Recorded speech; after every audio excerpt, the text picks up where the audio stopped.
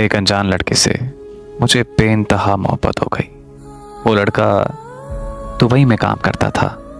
उसने बोला कि 6 महीनों तक वो दुबई से वापस आकर मुझसे शादी करेगा। वो पंजाबी था और मैं सिंधी।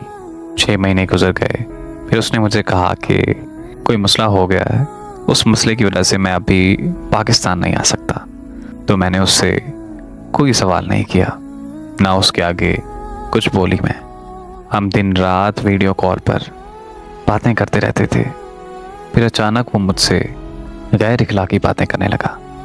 मेरे मना करने पर वो मुझे डराने लगा कि वो मेरी वीडियोस और तस्वीरें सोशल मीडिया पर शेयर कर देगा।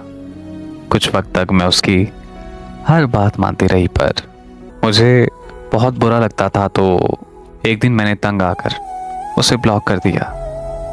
लेकिन मैं बहुत तड़पती थी, बहुत रोती थी, क्योंकि मैं उस लड़के से बेपनाह इश्क कर बैठी थी। पर करती भी तो आखिर क्या करती। मैं मज़ीद उसकी बात नहीं मान सकती थी। फिर 3 महीनों बाद उसने मुझसे माफ़ी मांगी कि वो दोबारा ऐसी बातें कभी नहीं करेगा। तो मैंने उसे माफ़ कर दिया। सब कुछ ठीक चल रहा था। वो लड़का वापस भी आ रहा था। मैं बहुत खुश थी और मैं अपने घर भी बता चुकी थी। जिस दिन वो वापस आया तो उसका नंबर बंद होकर दोबारा कभी ऑन ही नहीं हुआ। 5 दिन बाद मेरा उसके कज़न के साथ रब्ता हुआ तो उसने मुझसे बोला कि कल उसकी शादी हो गई है। उसके कज़न ने मुझे उसकी शादी की तस्वीरें भी भेजी और ये भी बताया कि वो लड़कियों के साथ टाइम पास करता था। मैं ये बात सुनकर बहुत ज़्यादा अज़ियत में हूँ कि वो मेरे साथ ऐसा कैसे कर सकता है। मैं जब भी ये सब सोचती हूँ तो एकदम पागल सी हो जाती हूँ। वो लड़का मेरी दुनिया तबाह कर गया है। अब तो मेरी हालत पर मेरी अम्मी भी रो पड़ती हैं। मेरी अम्मी अल्लाह ताला से दुआ करती हैं कि मेरी बेटी को सब्र आ जाए।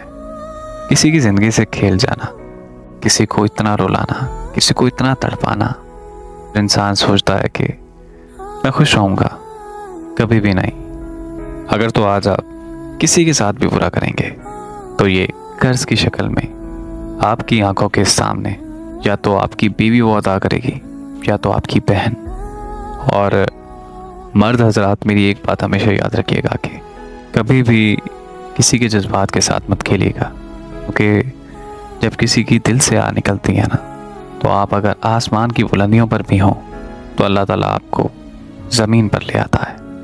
मेरी दुआ है कि अल्लाह पाक हम सबको हिदायत दे और हर बेटी के नसीब अच्छे करे। आमीन।